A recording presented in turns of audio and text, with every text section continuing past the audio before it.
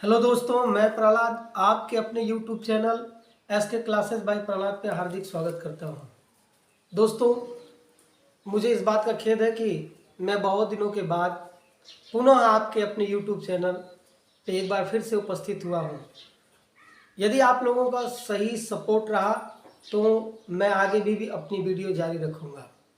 दोस्तों, जैसा कि मैं पहले ही बता चुका हूँ, मैंने कई जीके के वीडियो बनाए, हिंदी पे मैंने वीडियो डाले। अब मैं गणित के अति महत्वपूर्ण चैप्टर को लेकर उपस्थित हुआ हूँ, जो कि गणित का आधार है। संख्या संख्या पे आधारित प्रश्न पिछली जितनी भी परीक्षाएं हुई हैं उस पे पूछी गई हैं।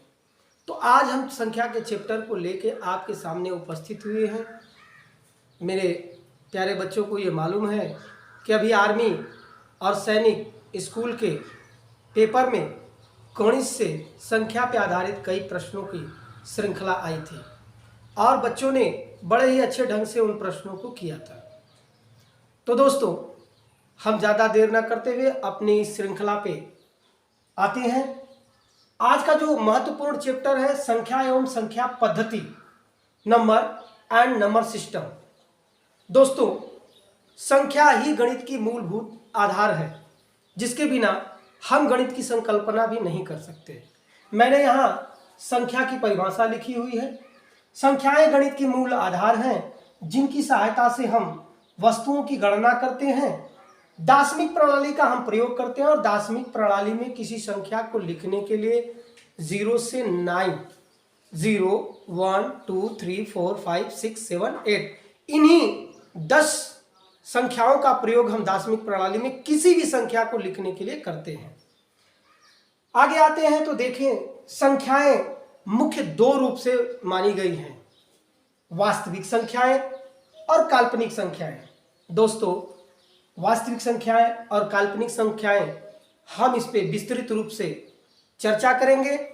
अभी के लिए हम देखेंगे काल्पनिक संख्याओं को यदि हम यहीं रोक दें तो वास्तविक संख्याएं दो भागों में बढ़ जाती हैं, अर्थात दो संख्याओं में बढ़ जाती हैं।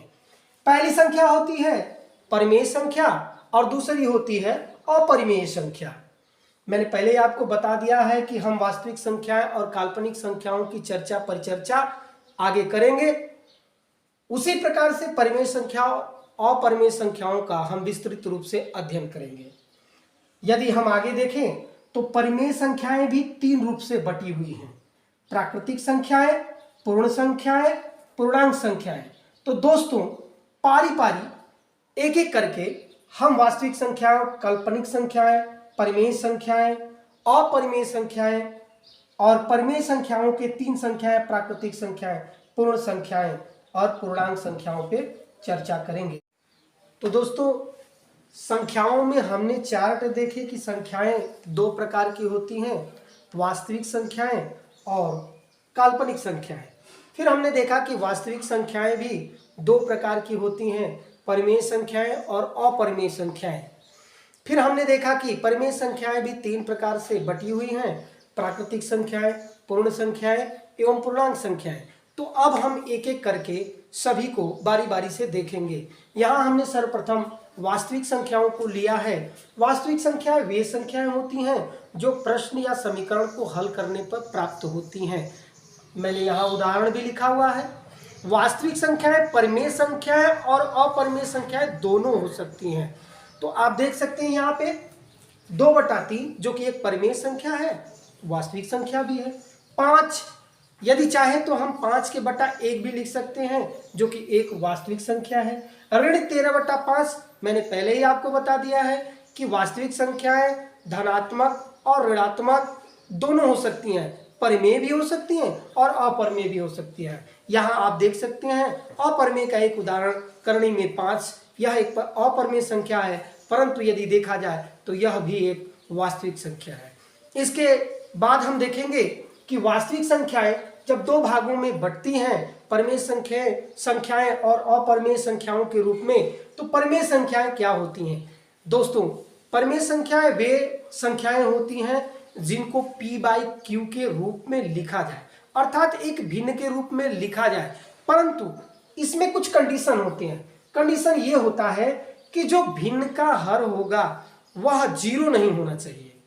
यहां पे लिखा हुआ है कि जहां की q इक्वल टू नॉट 0 के, अर्थात भिन्न का हर 0 नहीं होना चाहिए। दूसरा कंडीशन ये है कि जब आप कोई भिन्न संख्या लिखें तो दोनों भिन्न अंश और हर के कोई उभयनिष्ठ गुणनखंड नहीं बनने चाहिए। यदि ऐसा होता है कि हर और अंश के उभयनिष्ठ गुणनखंड बने तो आपको उस भिन्न को काट कर छोटा कर लेना चाहिए। मैंने यहाँ पे उदाहरण लिखा हुआ है, जैसे 9/4 ऋण 8/5 0 3 3/5। दोस्तों यह मोस्ट इंपॉर्टेंट क्वेश्चन बनता है कि 0 कैसी संख्या है, परिमेय या अपरिमेय। तो इसको आप अच्छे तरीके से नोट कर लीजिएगा कि 0 एक परिमेय संख्या होती है, क्योंकि 0 के नीचे एक सदैव विद्यमान होता है। जैसा कि आप जानते हैं कि प्रत्येक संख्या के नीचे एक लिखा जा सकता है, चूंकि उसका वैल्यू काटने पर कुछ प्राप्त नहीं होता है, जो संख्या होती है ज्यों की त्यों प्राप्त होती है, इसलिए हम हर में एक नहीं लिखते हैं। आगे बढ़ते हैं अपरिमेय संख्याओं में। तो जस्ट परिमेय संख्याओं की अपोजिट होती हैं अपरिमेय संख्याएं। वे संख्याएं जिसे p/q के रूप में नहीं लिया जा सके, अथवा धनात्मक पूर्णांक संख्याएं पूर्ण वर्ग संख्याएं नहीं है। कहने का तात्पर्य यह है कि करणी में ली गई ऐसी संख्या जिसका वर्गमूल 9 प्राप्त हो तो उसे पूर्ण धनात्मक संख्या नहीं कह सकते हैं, अर्थात जिसका वर्गमूल 9 पूर्ण रूप में निकल पाए तो उसको अपरिमेय संख्या कहेंगे। उसके लिए मैंने यहाँ उदाहरण दिया हुआ है, करणी में 5, करणी में 3, पाई, करणी में 7। दोस्तों मैं एक बात यहाँ पे आपको बता दूं कि यदि पाई के मान 22/7 को लिया जाए तो वह परिमेय संख्याओं में गणना की जाएगी, परंतु यदि पाई लिख दिया जाए तो पाई परिमेय संख्या नहीं मानी जाती है, यह पाई अपरिमेय संख्या में गिनी जाती है। तो दोस्तों परिमेय और अपरिमेय संख्याओं के बाद हम परिमेय संख्याओं के 3 प्रकार देखते हैं। परिमेय संख्याओं के 3 प्रकार में सबसे पहले आते हैं प्राकृतिक संख्याएं, नेचुरल नंबर। प्राकृतिक संख्याएं उन संख्याओं को कहा जा सकता है जिनसे हम गणना करते हैं, और प्राकृतिक संख्याएं अनंत तक जा सकती हैं। 1 2 3 4 सभी प्राकृतिक संख्याएं हैं, इसमें केवल धनात्मक पूर्णांक संख्याएं शामिल होती हैं। प्राकृतिक संख्याओं की एक कंडीशन है कि इसमें केवल धनात्मक संख्याएं ही शामिल की जाती हैं। दोस्तों आगे बढ़ते हैं पूर्ण संख्याएं। यदि प्राकृतिक संख्या में शून्य को शामिल कर लिया जाए तो इन संख्याओं को पूर्ण संख्याएं कहते हैं। दोस्तों प्राकृतिक संख्याओं के समूह में यदि शून्य को शामिल कर लिया जाए तो वे संख्याएं पूर्ण संख्याएं कहलाती हैं। और तीसरा जो इसका प्रकार है पूर्णांक संख्याएं, तो दोस्तों पूर्ण संख्याएं और पूर्णांक संख्याओं में बस इतना अंतर है कि प्राकृतिक संख्याओं के समूह में शून्य के साथ साथ धनात्मक संख्याओं के साथ ऋणात्मक संख्याओं को भी शामिल कर लिया जाए तो वे संख्याएं पूर्णांक संख्याएं कहलाती हैं। एक बार फिर से रिकॉल कर लेते हैं।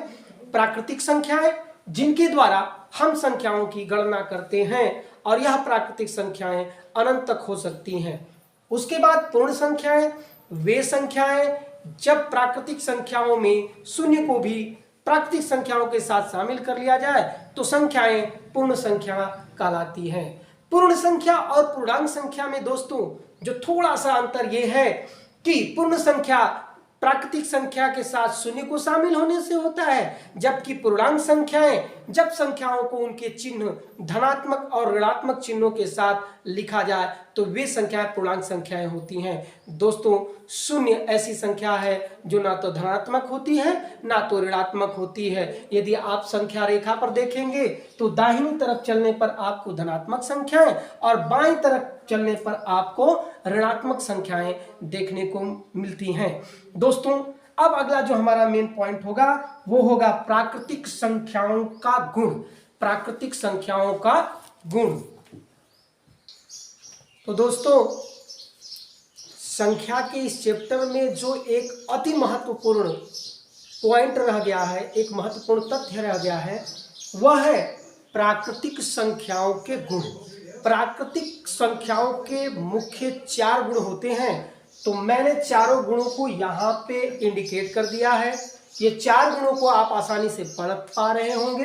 पहला है संवरक नियम, दूसरा है क्रम विनिमय नियम, तीसरा है साहचर्य नियम और चौथा है बंटन नियम।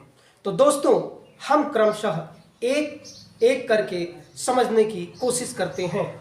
दोस्तों जो हमारा संवरक नियम है, यह नियम कहता है कि जब 2 प्राकृतिक संख्याओं को जोड़ा जाता है तो एक प्राकृतिक संख्या ही हमें प्राप्त होती है।